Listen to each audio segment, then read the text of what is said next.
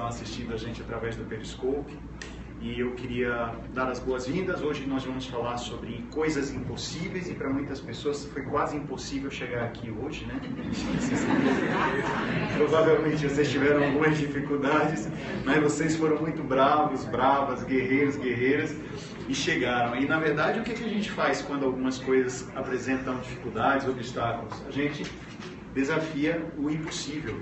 Aliás, é isso o que nós brasileiros temos feito durante muito tempo, né? Desafiar as coisas que parecem não apenas difíceis, complicadas, mas aquelas que parecem, inclusive, impossíveis. E eu quero hoje apresentar para vocês ideias que vêm de três grandes correntes nas quais eu deposito a minha energia de pesquisa.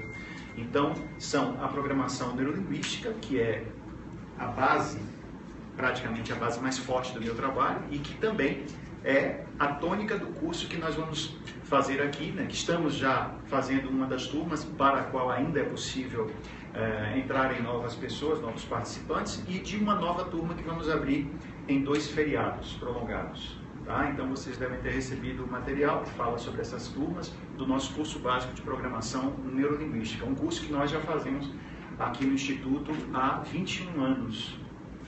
Então, é bastante tempo que a gente leva a programação neurolinguística regularmente para pessoas aqui na cidade do Salvador. 21 anos que eu estou nessa estrada, junto com a minha sócia Martinha, tá? E a gente está espalhando a programação neurolinguística. A gente começou a dar aulas muito cedo, 12 anos de idade. Façam os cálculos ali. Então, são mais ou menos por aí, né? Parece impossível, mas a gente conseguiu, olha. Enfim, e outras linhas de trabalho nossas que são justamente a filosofia e o coaching. 2 áreas que também trazem contribuições importantes para o nosso trabalho. E hoje, em especial, eu quero me apoiar em estudos a respeito das nossas crenças e o porquê delas serem tão decisivas para o desafio do impossível. Então, uma das coisas bem importantes quando nós falamos sobre crença é exatamente perceber que criar é crer e crer é criar. Então, toda vez que nós acreditamos em algo, nós estamos criando condições ou não criando condições para que algo aconteça. Quando acreditamos que algo é impossível, é muito provável que não criaremos condições para chegar a empreender ações nessa direção. Quando acreditamos que algo é possível, temos mais propensão de criar condições para nos dirigir em tal direção. Enfim, crer é criar. E há um pensamento que é atribuído a Henry Ford, grande empresário do início do século XX, que dizia que se você acredita que pode, ou se você acredita que não pode, de qualquer jeito você estará certo. Porque se você acredita que pode, você terá muito mais condições de executar. Se você acredita que não pode, você não se joga na direção de executar. E às vezes alguém diz assim, e o que faz com que a gente acredite no potencial pessoal? O que a gente faz... o que faz com que nós acreditemos, por exemplo, que o mundo pode oferecer oportunidade, condições para que nosso potencial pessoal atualizado, como dizia Aristóteles, que é colocado em ato na vida. O atualizado para Aristóteles representava isso, colocado em atitude. Construa alguma coisa que a princípio pareça possível ou impossível. Bom, o que pode fazer com que isso aconteça tem muito a ver com crenças e com algumas coisas relacionadas com a nossa própria decisão. Em muitos momentos, se eu acredito que algo é impossível, eu não decido caminhar naquela direção. Portanto, decisões também têm muito a ver com crenças. Querem uma outra coisa que tem a ver com crença? As emoções que nós sentimos podem estar muito fortemente ligadas às coisas em que nós acreditamos. Imagine que você tem uma crença de que algo vai acontecer de uma determinada forma. E essa crença é muito poderosa para você. Você acredita que tal coisa vai dar certo. Não há dúvida alguma de que tal coisa dará certo. E aí, de repente, você vai naquela direção e a vida te diz, só que não é bem assim. Não deu certo. Qual é a emoção que vem? Pode vir uma grande frustração, pode vir uma sensação de desânimo, enfim, emoções podem advir quando uma crença se encontra com uma realidade e a partir daí você não tem aquilo que buscava. É por isso que em alguns momentos eu me utilizo um pouquinho de um pensamento de Sêneca, filósofo latino, que vai viver, né, talvez ele morra, acho que no ano 60 depois de Cristo, e Sêneca dizia o seguinte, é preciso colocar na vida uma pitadinha de pessimismo. Porque se você acredita que tudo dará certo sempre, e você se esbarra com o mundo te dizendo o contrário, o que é que acontece? A revolta é muito grande. Se você colocar uma pitadinha de pessimismo, quem sabe até você cria um plano B. Quem sabe até você consegue um pouco mais de ajuda. Então, às vezes as pessoas atrapalham um pouco e pensam que a PNL é uma disciplina que está sempre ensinando você a acreditar que tudo vai dar certo sempre. Calma, não é bem assim. Talvez a PNL nos ensine a, inclusive, ter condição de observar, por um processo de autoconhecimento, quais são os nossos pontos fracos. Porque às vezes, percebendo os pontos fracos, em vez de estar no oba-oba de tudo vai dar certo sempre, quando eu percebo aquilo que não é ainda muito bem sólido em mim, que não é muito bem preparado em mim, o que é que eu faço? Eu me preparo mais, eu busco mais condições, eu me lanço numa perspectiva de ter um pouco mais de competência.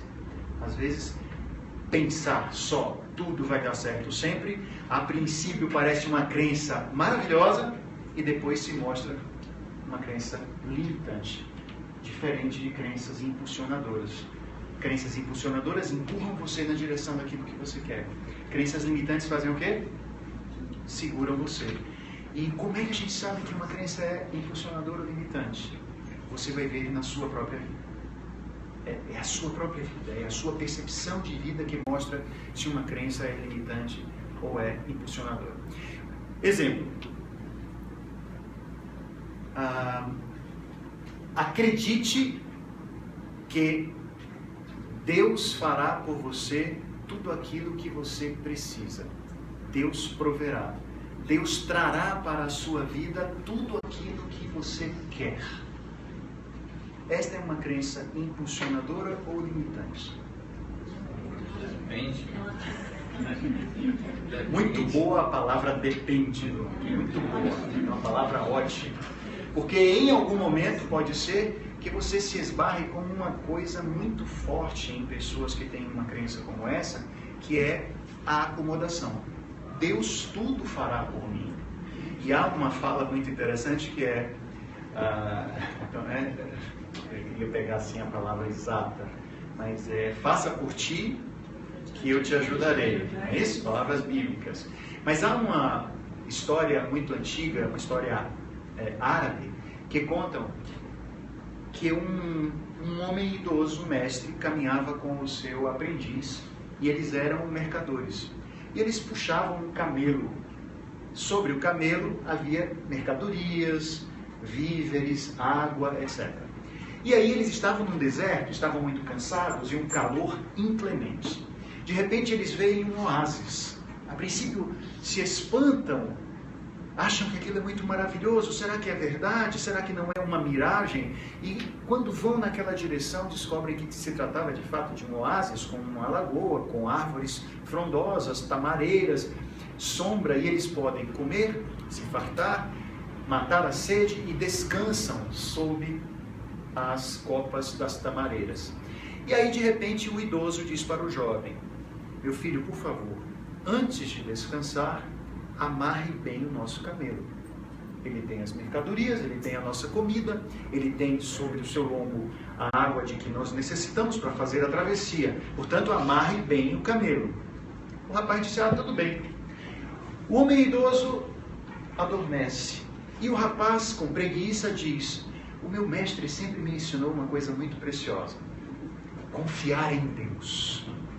E ele se ajoelha, olha para os céus e diz: Senhor, tomai conta do nosso camelo. E reza com muito fervor, e adormece. Quando acordam umas 2 horas mais tarde, aí, o que é que vocês acham que aconteceu? Obviamente, né? O camelo havia desaparecido. O homem idoso fica assustadíssimo e diz: mas eu pedi para você amarrar o camelo.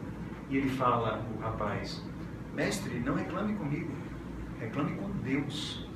Eu orei fervorosamente pedindo para que ele tomasse conta do nosso camelo. E essa fé foi o Senhor que me ensinou. Aí o idoso diz assim: meu filho, então eu vou te dar outra lição agora muito importante. Sempre confie em Deus e sempre amarre o camelo. Porque as mãos de Deus na terra são as nossas. Talvez essa seja uma crença muito preciosa e impulsionadora. De confiar em algo que é intangível, de confiar em algo que é pouco observável concretamente, mas ao mesmo tempo confiar no nosso próprio potencial, naquilo que nós podemos fazer. E para fazermos aquilo que podemos fazer, é muito importante que estejamos o tempo todo nos preparando. E esta é uma crença também muito importante, e ela tem a ver com um pensamento de Sêneca também, que é: sorte é o encontro de oportunidade com preparo. O que é uma pessoa de sorte? Normalmente você encontra alguém de sorte porque esta pessoa conseguiu um grande resultado profissionalmente. É uma pessoa muito famosa que de uma hora para outra teve um grande boom em termos de contatos, em termos de abertura para o seu trabalho. Enfim, puxa, essa pessoa é uma pessoa de sorte. E aí de repente alguém diz assim: será que essa crença na sorte, ela é impulsionadora ou ela é limitante? Porque alguém pode dizer assim: ah, fulano tem muito resultado porque fulano tem sorte. Ele nasceu com uma estrela. Ele tem o signo de Leão com ascendente em Áries e a Lua está em Capricórnio. E por isso ele tem muita sorte. Todos os astros são favoráveis. Ah, ele também é uma pessoa que nasceu sob o auspício de uma determinada entidade que o ajuda. Ah, ele nasceu no dia de São Fulano de Tal, que também é um dia de pessoas que conseguem grandes resultados. Mas eu, coitado de mim, eu sou um pobre coitado que não nasci com estrela. Fulano nasceu com não sei o que para a Lua. Eu não nasci. E aí o que é que acontece? Essa pessoa, confiando na sorte, também confia na má sorte. E essa pode ser uma crença que vai trazer muito mais dificuldade para a pessoa se colocar na vida, fazendo o que precisa fazer, do que para conseguir resultados. E aí, o que é que Sêneca fala? Se sorte é um encontro de oportunidade com preparo, eu ainda não estou vendo a oportunidade, qual é o outro lado no qual eu posso agora jogar a minha energia? Preparo. Então, se eu não posso ver agora a oportunidade, eu posso jogar energia no preparo. Eu posso desejar ardentemente me preparar, observar, porque às vezes é preparado que você consegue enxergar as oportunidades. Eu não consigo imaginar que num mundo como o nosso, tendo desenvolvido tantas coisas incríveis, nós não percebamos o quanto nós estamos tendo mais oportunidade do que décadas atrás. Então as oportunidades estão aí, fervilhando. O que está nos faltando às vezes agora é o quê? Preparo para observá-las. E é por isso que eu quero destacar, na nossa conversa de hoje, 3 grandes conceitos, 3 ideias abrangentes, que são desejo, ou o desejar, se a gente preferir o verbo, o querer e a oportunidade. Existirão crenças relacionadas com cada uma dessas coisas. Você já percebeu que em alguns momentos você tem um desejo incrível para conseguir alguma coisa, para ir em alguma direção, e você diz: eu não quero? Porque nem sempre o nosso desejo é a melhor coisa que existe. Talvez algumas vezes você já tenha sentido um desejo que você diz, puxa vida, eu preferia não sentir esse desejo. Alguém já foi para uma festa e no auge do de repente você vê passar perto de você uma pessoa com uma topografia curvilínea, seja ela do sexo masculino ou do feminino, do sexo masculino ou do feminino, e você sente um desejo de apalpar esta pessoa. Vocês nunca sentiram isso? Vocês são pessoas normais, né? Eu acho que vocês são pessoas normais. Então você sente o desejo. Mas observem, desejar não significa obrigatoriamente que você vá fazer aquilo. Então você pode desejar e pode não querer, mesmo que haja oportunidade. É possível alguém levar essa observação para inúmeras possibilidades de instância da vida. Quantas pessoas já tiveram um desejo muito grande de melhorar de vida e receberam uma oportunidade que era nada ética? Propina, por exemplo. Ou um favorecimento a cometer um determinado crime.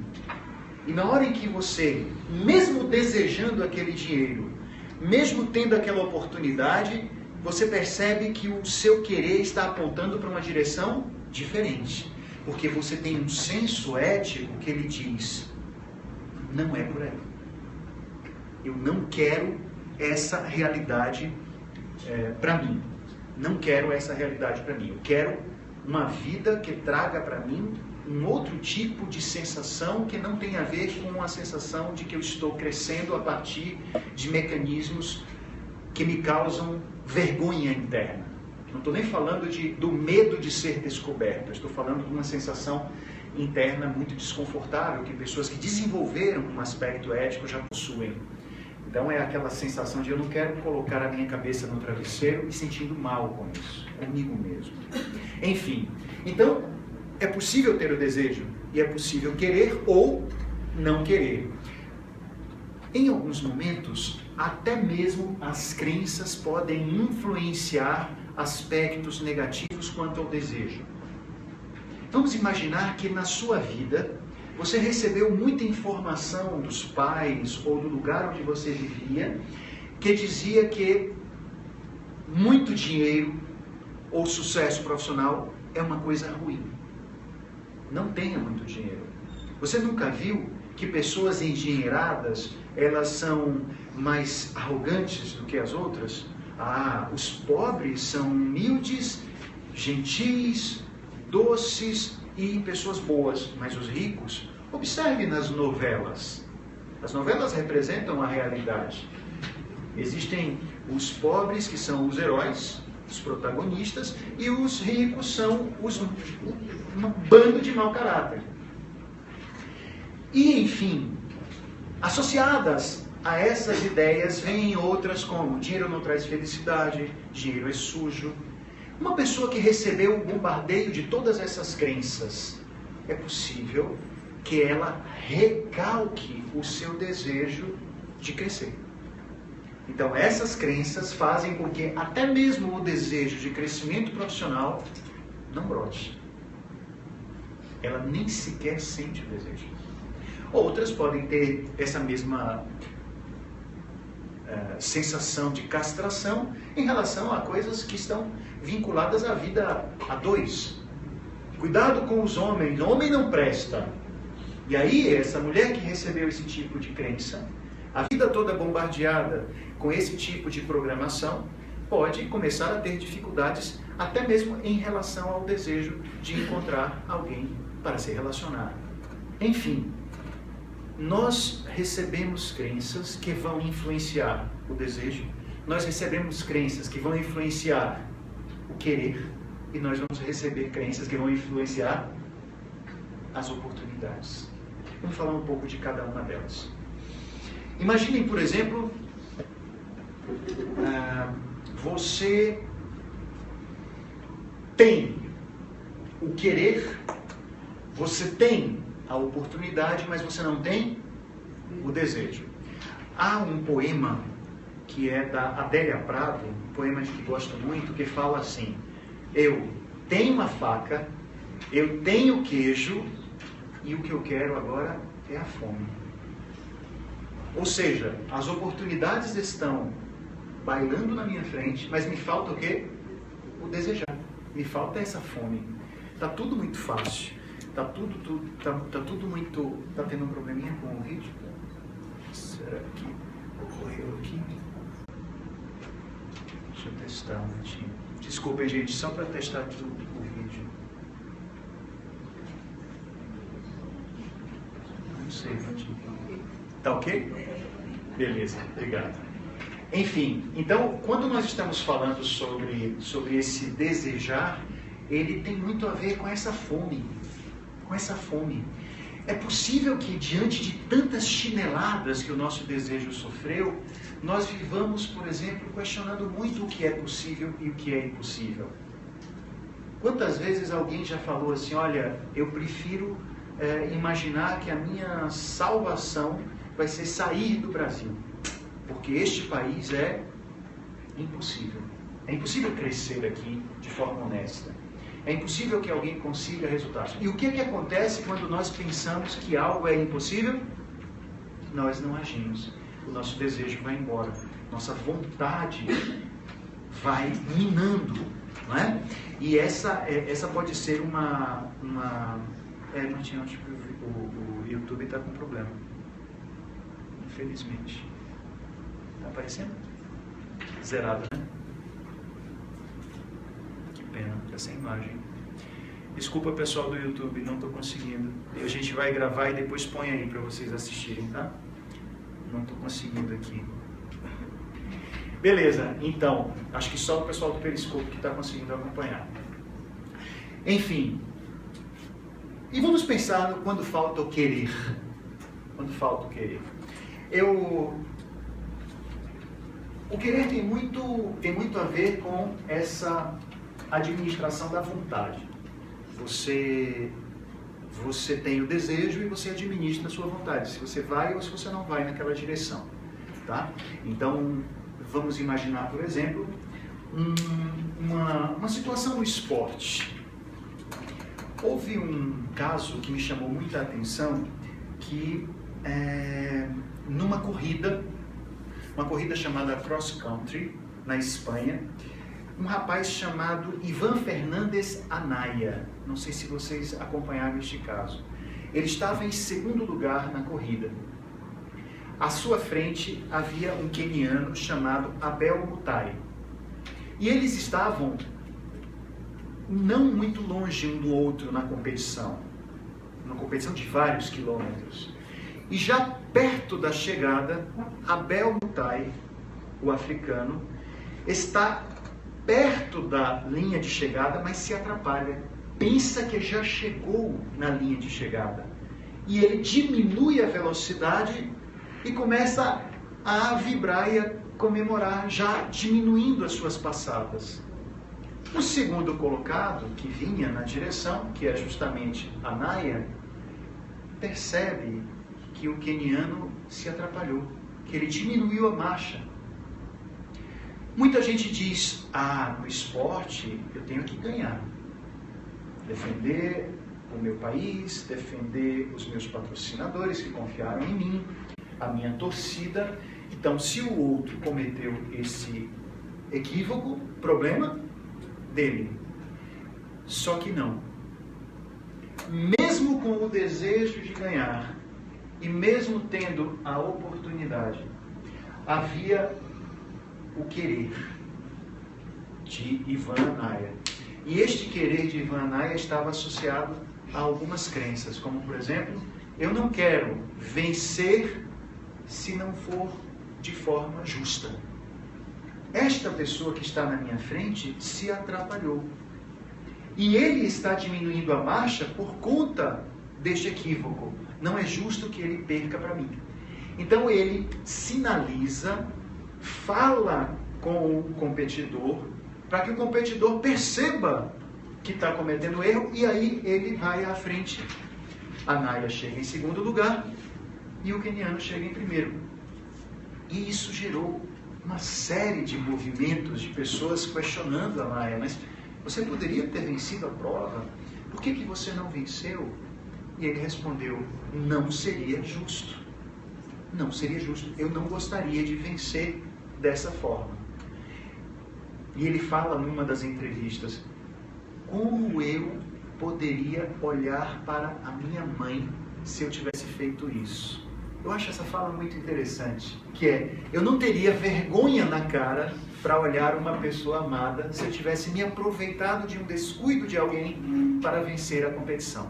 Eu gostaria de vencer pelos meus próprios méritos e não por este equívoco do outro. O mais interessante é que dentro dessa situação, a Naya acabou se tornando uma pessoa mais interessante e bem conhecida até do que o primeiro colocado da prova. Porque a sua atitude foi uma atitude profundamente ética. E é muito interessante que nós, quando estamos falando sobre crenças, começamos a perceber pessoas que estão achando que a ética é a melhor forma da gente quebrar a cara.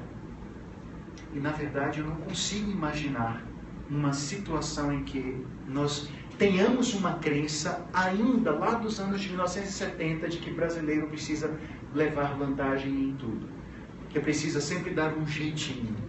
Eu acredito que estamos vivendo justamente agora, neste momento, o contrário dessa ideia. Cabe a nós ter uma crença de que vale manter a ética, de que vale acreditar que podemos vencer pelos nossos méritos, e essa meritocracia é uma crença muito importante para nós.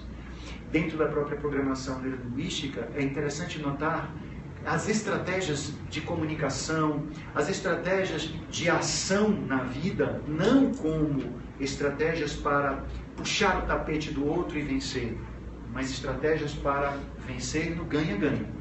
Eu só quero vencer se eu ganho quando o outro também ganha. Não quero me sentir derrubando. Um outro aspecto interessante que eu gosto de trazer, quando falo sobre esse querer, é uma ideia que está relacionada a esta palavra. O dever, o tem que da história. Muitas são as crenças que têm a ver com o dever. Algumas delas são impulsionadoras e muito positivas. Outras podem ser muito negativas. Muito negativas. Que tal esta crença que é muito bombardeada nos ouvidos das mulheres? Toda mulher precisa ser mãe para ser feliz. Essa é uma crença impulsionadora ou limitante? Profundamente limitante e desrespeitosa. Porque pode haver uma mulher com total liberdade de escolher o que vai ser a sua vida e querer simplesmente abrir mão do papel de ser mãe.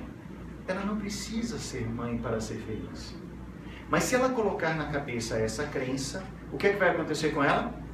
Ela vai ficar ou o tempo todo angustiada pela maternidade objetiva, física, senão ela não consegue ser feliz.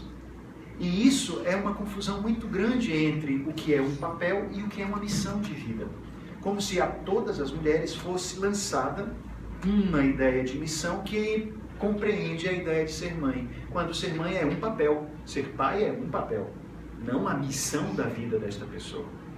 E essa confusão, por conta de uma crença, pode ser profundamente limitante e prejudicial. É possível, por exemplo, que nós tenhamos, durante esses últimos anos, talvez essas últimas décadas, começado a mexer muito nessas crenças que têm a ver com gênero ou não. Muitas crenças que têm a ver com gênero estão recebendo bombardeios severos e necessários para que essa capacidade de se olhar as pessoas como seres que merecem ter as mesmas oportunidades e merecem os mesmos direitos possa realmente acontecer. Mas que o mundo ainda é um mundo que torce o nariz, que julga, que limita por conta de gênero, por conta de raça, de etnia, por conta de uma série de coisas, idade, por exemplo. É um mundo que ainda dá muita martelada nas pessoas por conta de alguma característica delas. E essas são também crenças profundamente limitantes. O que a gente está querendo trazer? Nós podemos aumentar ou diminuir as oportunidades na vida a partir das crenças que temos. E contam uma história muito interessante de que havia um escaravelho, um besouro, que foi encontrado numa mata de floresta no centro da África. E aí os pesquisadores que encontraram esse besouro, um besouro muito grande, uns 20 e tantos centímetros de besouro, sem contar as antenas, levaram para um laboratório na Europa e apresentaram o besouro para os seus colegas cientistas. E aí eles disseram, meu Deus, que inseto fabuloso, que incrível este espécime, que coisa mais curiosa, enorme, pena que ele não pode voar. Aí os que encontraram o besouro disseram, não, mas quando nós o capturamos, ele estava em pleno voo. E os outros disseram, não, vocês estão brincando conosco. Este besouro não pode voar. Como ele pode voar? Se a forma dele contraria as leis da aerodinâmica, como ele pode voar? E aí os outros responderam, ora, ele só pode voar porque ele não entende nada das leis da aerodinâmica. Então, às vezes, as pessoas sabem demais. E este saber demais faz com que elas se sintam limitadas, né?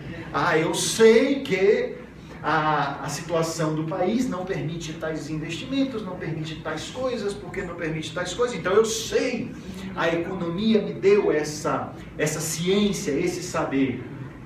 E aí essa pessoa diz, eu prefiro não investir, eu prefiro não arriscar, eu prefiro não acreditar em nada, blá, blá, blá, blá. Aí um outro que não sabe disso tudo, vai que ele vai e arrisca e dá certo e se dá muito bem. E aí, pô, mas como é que pode? Isso não é justo. Eu sabia tanto e me dei mal e o outro que não sabe se dá bem. É porque esse saber, minha gente, esse saber precisa ser questionado. Às vezes é um saber que não está ajudando. Por isso que quando nós trabalhamos com a programação neurolinguística, nós queremos trazer você para um saber que às vezes não é um saber tão intelectual, mas é um saber que tem a ver com conhecer quem você é. Conhecer seu potencial, conhecer como funciona o seu cérebro, conhecer talvez algumas coisas na sua vida que você nunca tinha parado antes para observar.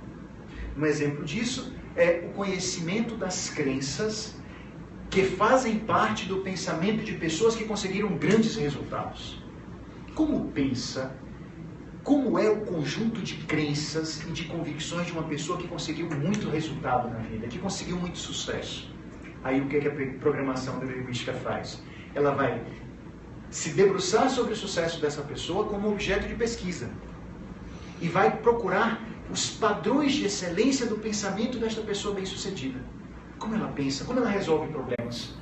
O que ela faz quando está diante de uma dificuldade muito grande.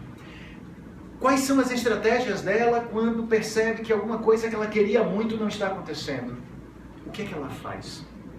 O que faz com que essas pessoas que nós olhamos e dizemos assim, nossa, que pessoa fantástica, que resultados incríveis que ela tem, e aí nós ficamos assim, é um herói, é um santo, é uma santa, é uma heroína.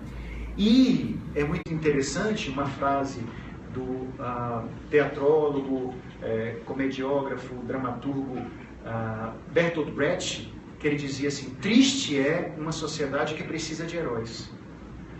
E é engraçado, por que ele fala isso? Triste é uma sociedade que precisa de heróis. Porque essa sociedade perde o heroísmo próprio. Ela precisa de heróis para insensá-los. É bom ver essa pessoa que consegue o impossível. Ele consegue, ela consegue, eu não. Quem sou eu? Eu não posso. Então essa sociedade está pronta para reconhecer o heroísmo do outro.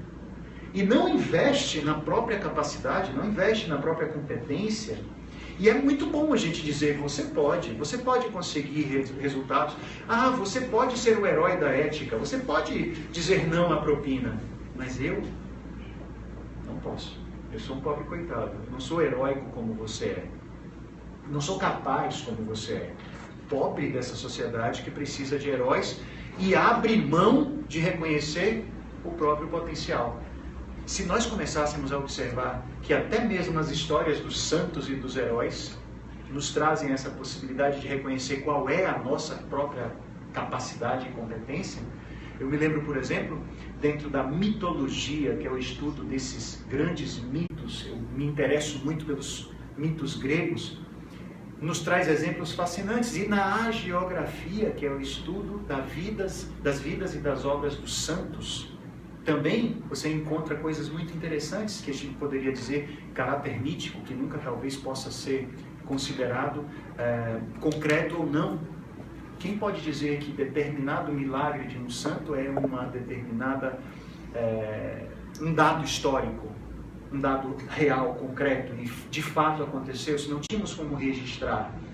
Então alguém diz assim, mas isso aí vai caber o quê? O âmbito da fé. Ótimo. Mas fé, religião e mitologia são áreas de conhecimento diferentes da área da ciência. Não menor, não menos importante, mas é uma área diferente, ela não vai precisar do dado. Quando estamos observando sob o prisma científico, precisamos do dado, da experimentação. Enfim, o que é que os heróis, o que é que esses santos também, que são parte da nossa história, da nossa cultura, nos trazem? Quando falo sobre heroísmo, eu me lembro, por exemplo, de Hércules, grande herói, o mítico Heracles para os gregos, Hércules para os romanos, e algumas das suas obras. Então, dentre os 12 trabalhos, 2 que me chamam muita atenção é um deles, a luta de Heracles com o leão de Nemeia. Então, uma fera mítica, impossível de ser vencida, destruindo os rebanhos da região de Nemeia, destruindo as pessoas, matando todo mundo, e Heracles precisa ter esse trabalho, precisa vencer essa fera invencível, precisa acreditar no impossível. Aí ele vai. E é muito interessante porque ele está munido de armas, ele tem a lança, ele tem a espada, ele tem o escudo, mas o couro do leão gigantesco era um couro intransponível. Nenhuma flecha poderia penetrar a sua carne, nenhuma espada conseguiria perfurá-lo. E aí Heracles, que também é apontado como um herói não apenas bravo, corajoso e guerreiro, mas um herói inteligente, ele precisa mudar de estratégia. Se eu não posso vencer essa fera enfiando nela a minha espada, de que outra maneira eu posso vencê-la? E aí ele faz o abraço do pescoço com os braços. E esta é uma forma de luta ou um golpe nas lutas que tem um nome. É o mata-leão. Né? Então vem da história grega esse golpe que Heracles vai dar no leão de Nemeia para poder matá-lo. Agora veja que coisa interessante. O que é que o herói nos ensina quando faz isso e vence e desafia o impossível? Depois, com a fera morta, ele se apropria das unhas do leão morto, das presas do leão morto, e com elas consegue arrancar o couro, já que nenhuma lâmina podia cortar. Com as presas e as unhas do leão morto, ele consegue arrancar o couro e faz com este couro uma espécie de armadura. Ou seja, agora ele está protegido de uma forma intransponível. Nenhuma flecha poderá penetrá-lo, porque ele está agora protegido com o couro do leão. Muitas são as esculturas e representações de Heracles vestindo essa roupa de leão. E aí vem uma coisa interessante que este herói está nos mostrando. Depois de cada batalha, depois de cada dificuldade que você vive, depois de cada adversidade, tire alguma coisa dessa dificuldade e leve com você para enfrentar as próximas. Então, é muito importante que nós vençamos o desafio e retiremos do desafio alguma coisa que nos proteja para as próximas. Que seja um aprendizado, que seja alguma coisa que te fez crescer. Há um pensamento dentro da programação neurolinguística que nós exploramos muito dentro do curso, que é: não existe fracasso. As únicas coisas que nós podemos ter na vida, e esta é uma crença nossa, são duas. Diante da busca de alguma coisa que queremos, só podemos ter duas possibilidades. Se conseguirmos o que queremos, temos sucesso. Se não conseguirmos o que queremos, teremos algum aprendizado. Ou seja, fracasso, never. Nunca vai acontecer fracasso. Ou tenho sucesso, ou tenho aprendizado. Ou tenho o couro do leão que vai comigo. O outro trabalho de Héracles, aproveitando-nos dessa concepção do herói que vence ou que desafia o impossível, é um outro monstro impossível. Talvez ainda mais com cara de impossível do que o leão de Nemeia. Trata-se da Hidra de Lerna, um monstro horroroso com muitos pescoços e muitas cabeças. E quando Héracles precisa vencer esse monstro, e ele consegue usar sua espada cortando as cabeças, mas quando cai uma, nascem outras. E aí ele corta mais uma, opa, outras cabeças. E ele percebe que ele não vai conseguir vencer se ele não tiver ajuda. E é neste momento que Iolau, que o acompanhava nesta batalha, chega com uma tocha. E na hora em que Héracles corta o pescoço de uma das cabeças da Hidra, Iolau experimenta lançar na parte cortada o fogo, cauterizando aquele coto do pescoço da cabeça que foi arrancada. E percebe que quando ele lança o fogo ali, não nasce nova cabeça, não nascem novos pescoços. E aí Héracles arranca uma e Iolau vem com a tocha. Arranca a outra e Iolau vem com a tocha. E ele consegue vencer o terrível monstro. E aí cabe também mais um aprendizado interessante que a mitologia nos traz a respeito do desafio do impossível. Não busque desafiar o impossível sozinho sempre. Se é difícil, se o desafio parece grande, tenha alguém para te ajudar. Tenha reforço, tenha equipe.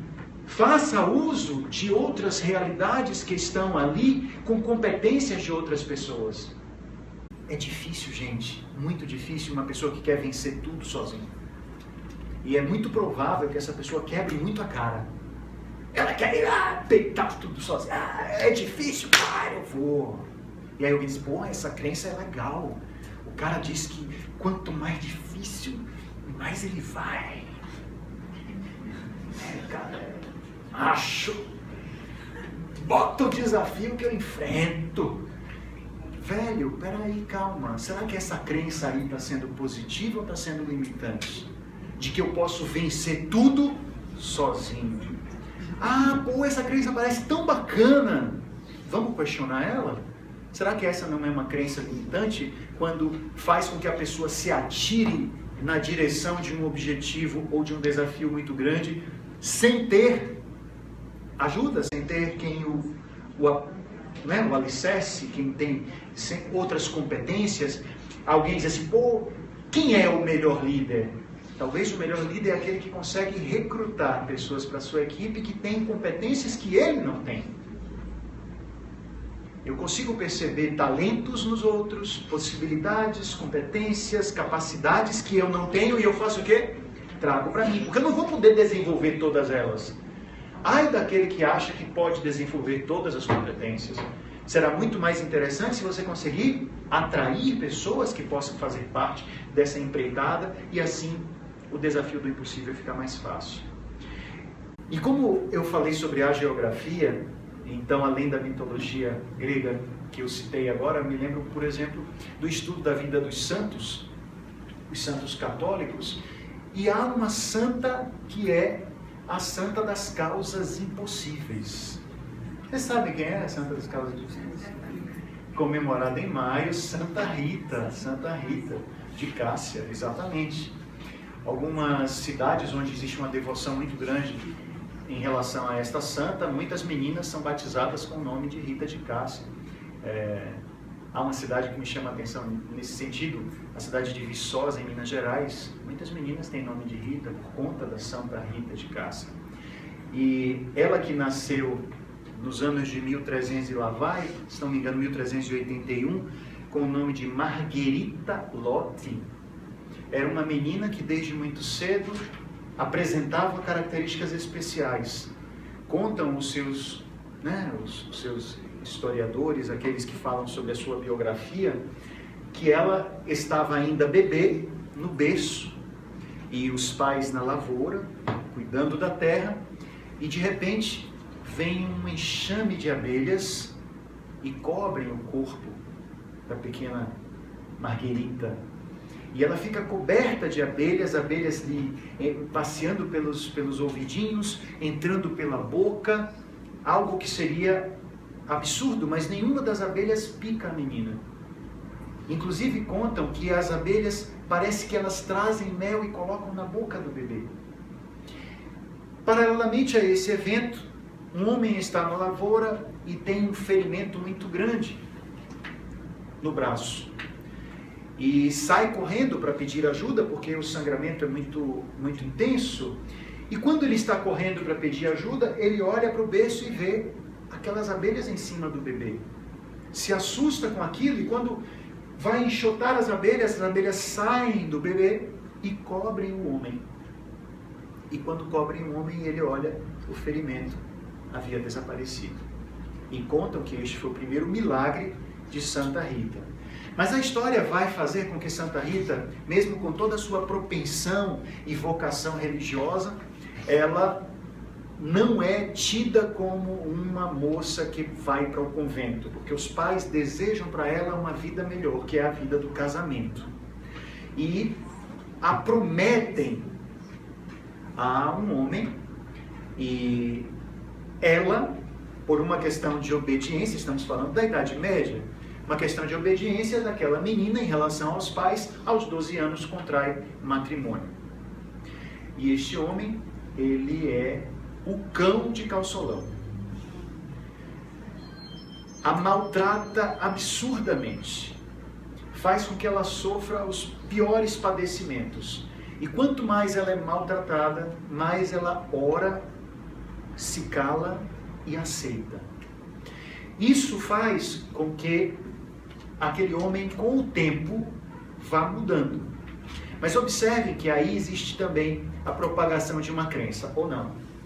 Uma crença ideal, religiosa, espiritual, de que a mulher precisa receber o maltrato e calar-se. Coisa que hoje não rola, né? Não rola. Mas não rola mesmo, não é, José Maia? Né? Não rola. Então ela não vai calar-se. Ela não vai simplesmente dizer, está tudo bem. Mas essa é uma orientação daqueles tempos. Tá? Estamos falando do período medieval. O que vai acontecer então? Ela, orando tanto, tão fervorosamente, o marido se converte, o marido se torna uma pessoa boa. E é engraçado que os filhos de Margherita, Lotti, já estavam seguindo o rumo do pai, as desordens do pai, os vícios do pai, os desequilíbrios do pai. E aí este homem, o marido dela, morre, ela se torna uma viúva muito jovem, e aí os filhos vão querer vingar a morte do pai.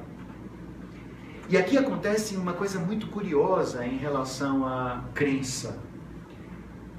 Margherita acredita tão fortemente que o perdão é a melhor atitude e a melhor postura, que a misericórdia em relação aos algozes, que não se deve retribuir o mal com outro mal, é tão forte, que ela ora fervorosamente, pedindo a Deus que, se é de os filhos tornarem-se assassinos, é preferível que eles morram antes. Ou seja, trata-se de uma mãe devota, pedindo a Deus que mate seus filhos, para que eles não se tornem assassinos de outras pessoas. E o que acontece? Os meninos adoecem e morrem. Há uma celeuma muito grande, né, no estudo filosófico dessa situação. Né? Muita gente vai dizer assim, poxa, então no final das contas, será que ela matou os filhos? questão de crença. Será que de alguma maneira a ideia não poderia ser outra? Não estamos falando do que nós pensamos hoje, 2017. Estamos falando do que pensaram pessoas no século XIV, tá? E enfim, ela se torna a santa para a qual as pessoas rezam pelas causas que são impossíveis. O que seria impossível? Depois que ela não está mais com os filhos e não está mais com o marido, todos morreram, ela finalmente se consagra à vida religiosa. E no convento, um convento agostiniano, ela se torna Santa Rita. É lá que ela vai virar a Rita Santa. É lá, durante uma oração e com uma experiência mística, ela receberá uma chaga na testa, com a qual é representada nas imagens que a popularizam pelo mundo inteiro. Então, um dos espinhos da coroa de Cristo sai da imagem do Cristo e se instala na sua testa e fica uma chaga permanente. Santa Rita vai morrer no convento com um pouco mais de 70 anos e em seu leito de morte ela pede para uma das suas amigas que volte à cidade natal dela e consiga uma rosa. Ela queria somente uma rosa. E aí a amiga diz, mas estamos em pleno inverno, todos os campos estão cheios de neve, onde eu vou encontrar uma rosa? Ela diz, vá à minha casa, a casa onde eu morei, onde eu nasci, e arranque uma rosa do jardim e me traga. E quando a amiga vai, encontra em plena neve, em pleno inverno, uma roseira onde existe uma rosa. Ela arranca a rosa e leva para Santa Rita. Então, é muito comum as rosas aparecerem como elemento de devoção de Santa Rita, mostrando também uma ideia de impossível que foi transformado em possível.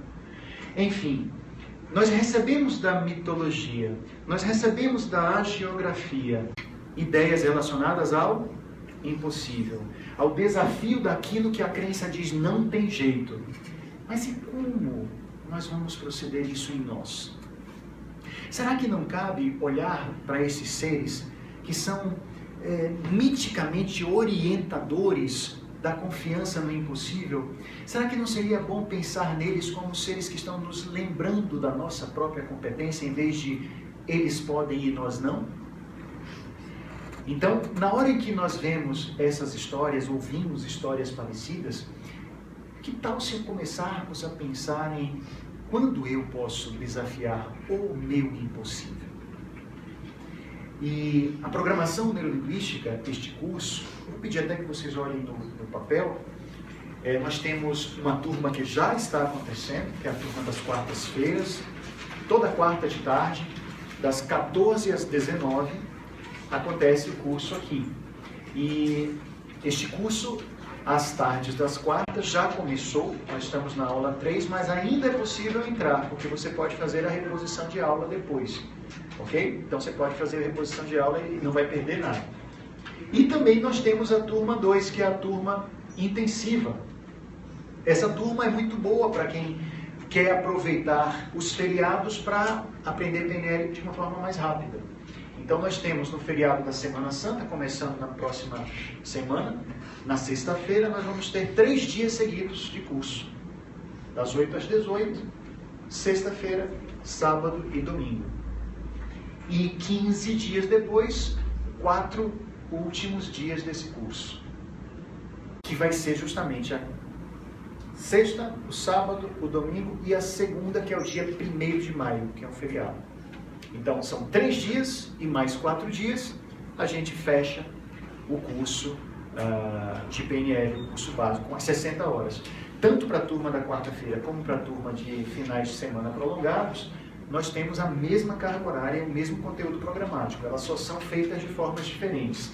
Por exemplo, para pessoas que não residem aqui na cidade de Salvador, pode ser mais interessante que elas façam nos feriados prolongados, na turma de feriado, porque ela não vai poder vir toda quarta-feira para cá.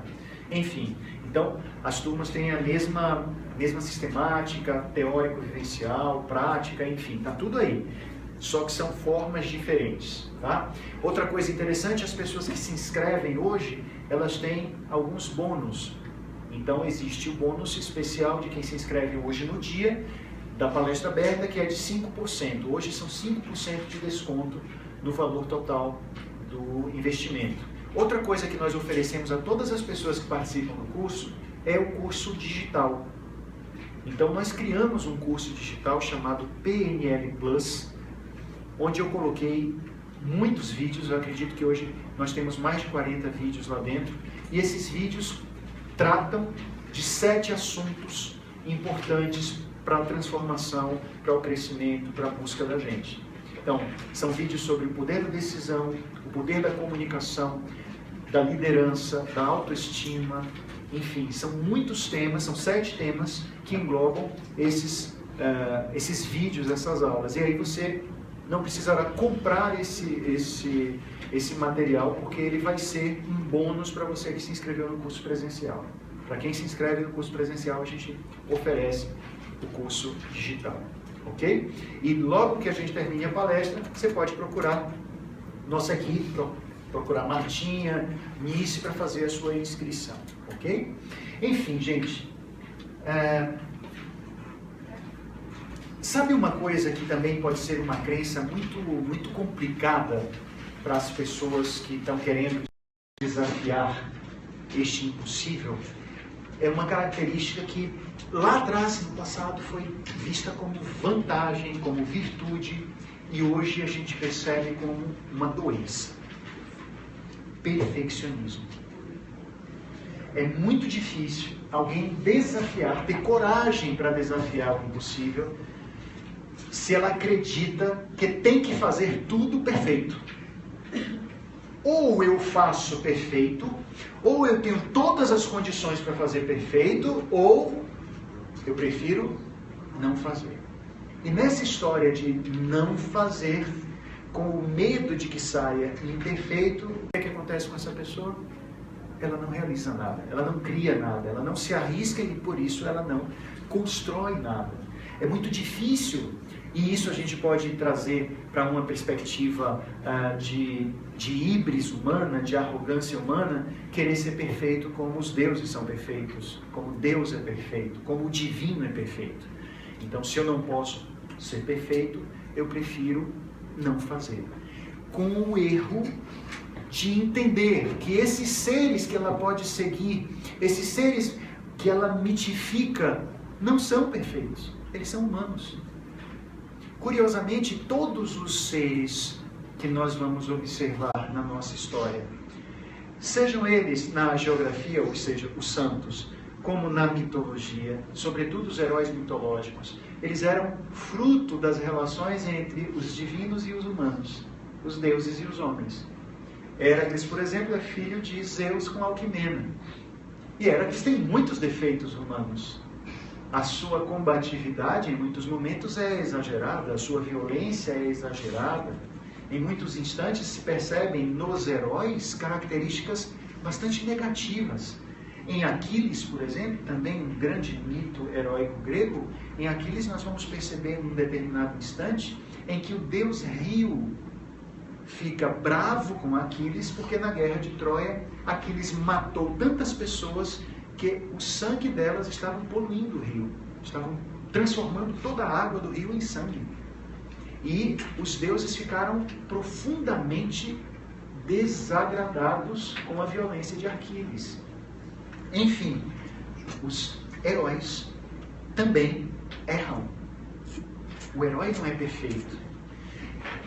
Acreditar no desafio do impossível não vai significar que você vai se tornar um ser sem nenhuma qualidade humana. Essa nossa arrogância tem que cair. Como precisa cair, por exemplo, a vontade de conseguir resultados, fazendo com que a pessoa confunda ambição com ganância. Ambição, importantíssimo. É importante que a gente tenha ambição. Se eu não tiver ambição, eu não levanto da minha cama.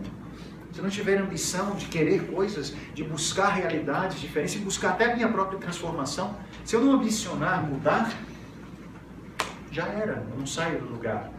Mas confundir ambição com ganância é algo profundamente destrutivo. Por exemplo, quando muitas pessoas têm sonhos grandiosos, elas acham que elas podem conseguir realizar esses sonhos passando por cima de outras pessoas. Isso não é mais ambição, isso é ganância. E isso não caracteriza um ser humano heróico. Isso caracteriza um ser humano arrogante e prepotente, que não sabe respeitar a ecologia do sistema, que não sabe respeitar que para nós conseguirmos aquilo que nós buscamos é muito importante ter consciência da coletividade, ter consciência e respeito ao todo do qual fazemos parte. Em programação neurolinguística, nós chamamos isso de senso de ecologia. Senso de ecologia também diz respeito à ecologia interna. Observe que se eu me lanço numa busca, eu não posso contrariar as subpersonalidades que moram dentro de mim. Todos nós temos pedacinhos dentro. Gosto sempre de desenhar uma cabeça e colocar vários eus aqui dentro. Para que isso represente e, de alguma maneira, lembre que nós não somos seres únicos. Nós temos uma pluralidade incrível dentro de nós. Tem um ser que, por exemplo, deseja uma determinada coisa relacionada à minha vida profissional, financeira. Já um outro deseja alguma coisa em relação à vida afetiva, familiar, social. Outro tem a ver com minha saúde, bem-estar, força física. Outro tem... Enfim, nós temos vários euzinhos que buscam coisas diferentes, que dão conselhos diferentes. E talvez você já tenha percebido que alguma crença pode ter choque com outra crença dentro de você. Então, uma crença te diz, você merece, velho. Aí vem uma outra crença que está lá dentro também, que diz assim, você teve uma família tão pobre, você não teve estudo direito, rapaz, desista, velho. Aí o outro não, está dizendo, o que é isso, pô? Quanta gente já teve dificuldade na vida e cresceu? Aí outro diz assim, mas quem disse que você é esse? Você é um cara sem sorte. Você... Então, tem briga de crença dentro da mente. Tem muita briga de crença. E essas brigas internas, dentro do curso, a gente começa a perceber. A fazer com que elas aflorem. Porque o pior é quando elas ficam no inconsciente. Vocês já perceberam que tem muitas crenças que estão guardadinhas, que a gente nem sabe que elas existem. Nem se dá conta. E aí você só fica sofrendo as consequências da crença. E aí, enquanto você ignora que elas existem, nada pode ser feito. Por isso que no curso nós temos momentos em que vamos tratar de algumas coisas que têm a ver com abrir espaço para você enxergar esses pedacinhos que existem. E mais, conversar com eles. Bater um papo com eles. Descobrir o que fazer com esses pedacinhos que estão dentro de nós e que estão pedindo coisas diferentes. E assim, turma, para nós fecharmos nosso papo, eu gosto disso. Hoje nem precisei pedir, né? Muito massa. Hoje nem precisei pedir o homem. Eu queria lembrar, né? Só fazer uma lembrança antes de fechar, essa história do desejo, do querer e da oportunidade. Sabe uma coisa que eu lembro muito? Pense em você. Pense em você querendo alguma coisa, querendo muito alguma coisa. Mas um lado seu está dizendo, não é bom. Ou você não deveria ir neste caminho. Aí um lado seu diz, não, mas você precisa satisfazer o desejo. Aí o outro lado diz assim, mas se você satisfizer esse desejo, você vai depois sentir culpa. Aí o outro lado diz, mas olhe, apareceu a oportunidade. E essa junção de partes dentro de nós, ela pode ser orquestrada. A neurolinguística, ela quer trazer para nós justamente isso. Uma orquestração de várias coisas que estão dentro, no mundo de dentro. E uma possibilidade de você usar recursos que você já tem e não sabia que tinha. recursos mentais, recursos inclusive do seu cérebro, fisicamente falando, coisas que o seu cérebro pode fazer para te ajudar, porque ele é uma máquina absurdamente eficiente e boa. Você tem um equipamento fabuloso que está aqui dentro das orelhas, entre as orelhas, né, dentro da caixa craniana, um maravilhoso instrumento, só que ele não vem com as páginas do manual de instrução. Ele vem meio que vai descobrindo, velho, na tora, na vida, como é que você usa esse negócio. E aí a PNL começa a dizer, cara, vai olhando que tem umas paginazinhas do manual de instrução, que é possível recolher essas páginas. A PNL, ela pretende justamente ser uma espécie de conjunto de páginas do manual de instrução do cérebro, para que a gente não fique tão solto, sem saber o que fazer com essa máquina. Tem uma frase que eu acho interessante relacionada a esse negócio de sorte e oportunidade, diz assim, sorte é estar preparado para as oportunidades. E tem o Tiger Woods, o cara do golfe, né? Sim. Ele falando a respeito de que ele acreditava muito em sorte. E ele fala que ele teve muita sorte. Mas essa sorte só se manifestou quando ele começou a treinar 10 horas por dia. Então, pessoa do preparo, né? O preparo, a sorte só apareceu quando o preparo aconteceu, né? E eu acho que a PNL, Bruno, ela tem essa vontade de fazer com que a gente se prepare dentro de uma área da vida que a gente não sabia que existia. Não é porque a gente pode se preparar com aprender a falar português, inglês, matemática, aprender história, física, geografia, aprender coisas que têm a ver com a vida, mas que não têm a ver com a nossa vida. Então eu acredito que a PNL te ajuda a entender como é que você funciona, né? E trazer para a sua mão um pouco mais de habilidade de usar todos os recursos que existem dentro de você, tá? Então, isso pode mexer com você em vários sentidos, inclusive com a sua autoestima. A história que eu queria contar para encerrar a nossa palestra é uma história real de uma cantora que, para mim, é uma das maiores vozes que o Brasil já teve, ainda está aqui entre nós, provavelmente com 80 e poucos anos, que é a Elza Soares. E a Elza Soares, aos 14 anos de idade, desce do Morro Carioca para a Rádio Nacional para se apresentar no programa do Ari Barroso, programa de talentos. Na época, como sabemos, não havia televisão, mas havia esse programa, que era um programa de rádio, com audiência, com auditório. E nesse programa, novos talentos iam lá arriscar. A orquestra tocava, eles se apresentavam, recebiam, né, os aplausos ou as vaias das pessoas e, de repente, se tornavam cantores.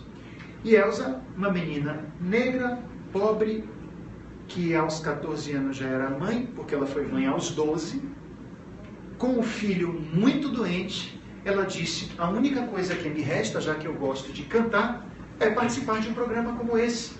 Porque aí, ganhando o prêmio, eu posso salvar a vida do meu filho. E ela foi lá. E diante daquela fila, com muitas pessoas bem vestidas, que iam se apresentar no The Voice da época, no X Factor da época, só que no rádio, vai lá Elza, com um vestido emprestado da mãe, ela muito magra, o vestido precisou ser dobrado e preso com alfinetes e presilhas, um sapato maior do que o próprio pé, 2 Marias Chiquinhas, enfim, ela vai só com o que ela tinha para oferecer, sua força e seu talento, sua voz. E quando chega lá, Ari Barroso olha para a menina, Elza Soares da Conceição, o que é que você veio fazer aqui, minha filha? E as pessoas se acabam de rir, e ela diz, eu vim cantar, seu Ari. Aí ele diz, mas quem disse que você sabe cantar, minha filha? E as pessoas se acabando de rir. E ela disse, eu sei cantar, eu vou cantar. E aí ele faz a pergunta mais dura, mais perversa. Ele olha para aquela menina naquela situação e diz, diante daquelas pessoas, minha filha, de que planeta você veio?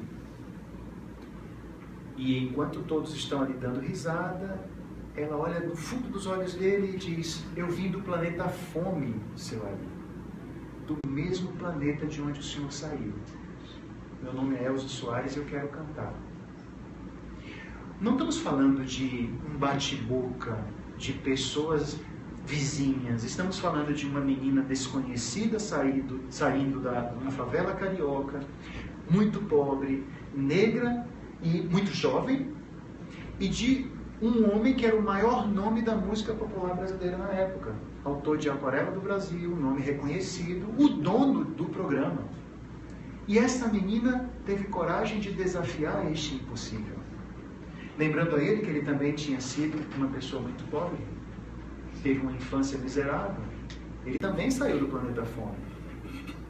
E aí, depois de receber essa bombada, ele se cala, vai até a orquestra, e quando a orquestra começa a tocar, sai da garganta daquela menina uma voz que se tornou absurdamente reconhecida pelo mundo inteiro como uma das vozes mais preciosas e únicas que o Brasil já teve. Porque quem ouve Elza uma vez não esquece mais. E ela, ao terminar a sua apresentação, recebe do próprio Ari Barroso um abraço emocionado e com lágrimas nos olhos. Ele fala para aquelas pessoas e para aquelas que estavam pelo rádio: nós, eu e vocês, testemunhamos hoje o aparecimento de uma grande estrela. Para desafiar o impossível, gente, é preciso, antes de tudo, ter uma crença muito poderosa em você. E essa crença não significa desconsiderar seus pontos fracos. Não. Você observa tudo que você tem de positivo, mas você observa o que você tem também de negativo para resolver. Então, é muito difícil imaginar que a gente deve ir sempre dizendo eu sou, eu posso, sem olhar as nossas próprias incompetências. As nossas incompetências precisam de resolução. Um curso como esse pretende trazer para vocês essa observação. Olhar para dentro de vocês, descobrir o que pode ser melhorado, descobrir aquilo que pode ser mexido e potencializar todos os seus recursos, fazendo com que eles estejam à disposição para que a sua vida seja uma vida mais bem-sucedida e mais feliz. Eu quero agradecer a vocês todos que estão aqui presencialmente, quero agradecer a quem nos acompanhou pelas redes sociais. Quero dizer para vocês que sempre esta casinha amarela, como a gente chama, está aberta para receber mais e mais pessoas. Há 21 anos, 17 aqui nesta casa, e os outros períodos anteriores foram em outros espaços, mas nós temos 17 anos só nessa casa. Já devem ter passado por aqui 3.000 pessoas nesse curso, fazendo esse curso, e no final das contas nós estamos apenas querendo lembrar as pessoas do poder que elas próprias possuem. Antes de confiar nos heróis de fora, nos santos de fora, confie no herói e no santo que é você. Você pode ser a pessoa respeitável, você pode ser a pessoa que estimule outras pessoas, você pode ser uma pessoa que, mesmo não sendo herói de muitos, torne-se o herói de você mesmo.